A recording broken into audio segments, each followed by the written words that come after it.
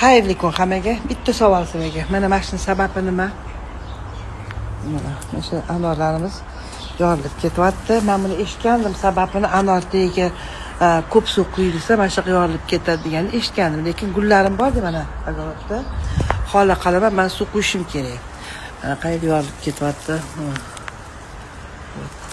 Mana menda ham mana. Lekin bu anorimiz juda ham nordon. Shirin bo'lish uchun nima qilish kerak? Buni faqat onam bilan nevaralardan boshqa hech kim yemaydi. Bu anorga 30 yil bo'ldi. Mana kunimizga doktor keldi, viloyatdan ekanlar, o'sha vodiydan ekanlar. Va shaharda ham anor o'sar ekan, shaharda hammaligida ham anor o'sirdi, Qo'shtepadik. 30 yil bo'ldi bunga 3 martalik 3 marta chiqib keldi. Shuning uchun nima qilish kerak yorilmasligi uchun? Dash gul ekish kerak emasmi? Oldiga shunaqami? Shunda mana anorlar qayerga yorilib ketdi. Mana nima deyapti? Mana olib keldi.